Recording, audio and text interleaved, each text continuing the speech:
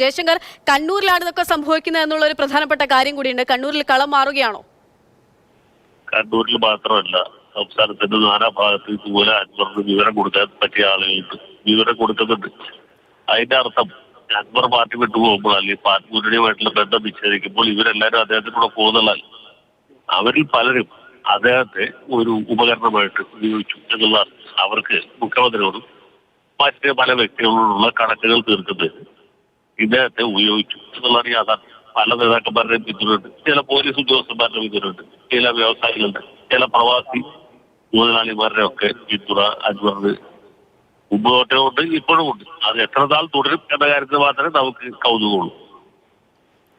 ശ്രീ ജയശങ്കർ, ഈ P V Anwar ആദ്യം തൊട്ട് വിമർശനം ഉന്നയിക്കുന്ന സമയം മുതൽ നമ്മളൊക്കെ ഉള്ളിലുണ്ടായിരുന്ന ഒരു കാര്യം അൻവർ ആരുടെ ടൂളാണെന്നുള്ളത് തന്നെയായിരുന്നു, അങ്ങ് സൂചിപ്പിച്ച പോലെ തന്നെ. പക്ഷെ പിന്നീട് ഒന്നടങ്കം പാർട്ടിക്കാരും പാർട്ടിയും ഒക്കെ അദ്ദേഹത്തിനെതിരെ നിലപാടെടുക്കുന്നതും തള്ളിപ്പറയുന്നതൊക്കെ നമ്മൾ കണ്ടു.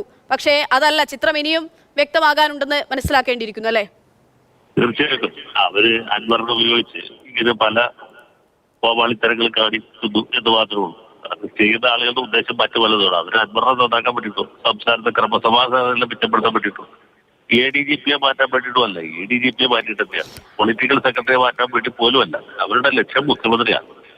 അദ്ദേഹത്തെ ആ സ്ഥാനത്ത് നിന്ന് നീക്കാനുള്ള ഒരു ഗ്രാൻഡ് ഡിസൈൻ പല കേന്ദ്രങ്ങളിൽ നിന്നായിട്ട് ഇപ്പോൾ പ്രാവർത്തികമായിക്കൊണ്ടിരിക്കുകയാണ്. ഇത് പുറകിൽ കൃത്യമായിട്ട് ആരൊക്കെ ഉണ്ട്, ഏത് സ്ഥാനങ്ങളിൽ എന്ന് നമുക്ക് പറയാൻ പറ്റില്ല. പക്ഷെ ഏകദേശം നമുക്ക് ഊഹിക്കാൻ കഴിയും. ഇതിന്റെ ഒരു സംഘടിത സ്വഭാവം ചുറ്റും മാത്രമല്ല, മുഖ്യമന്ത്രിയുടെ പൊളിറ്റിക്കൽ സെക്രട്ടറിക്കെതിരെയൊക്കെ വലിയ ആരോപണങ്ങൾ ഉന്നയിക്കുന്ന സമയത്തും പാർട്ടിയുടെ നിശബ്ദതയിലെ ഏറ്റവും അവസാനം ഗോവിന്ദ മാഷ് വളരെ ശാസ്ത്രജ്ഞരണം എന്ന് പറഞ്ഞപ്പോഴാണ് ഓരോരുത്തരും ഇങ്ങനെ എഴുന്നേറ്റ് ശരി ഞാനും ഉണ്ട് എന്ന രീതിയിൽ വരുന്നത്. ഈ ഫേസ്ബുക്കിൽ പോസ്റ്റ് ഇടുന്നവരും ഒരു ആത്മാർത്ഥമായിട്ട് ചെയ്യുന്നതല്ല.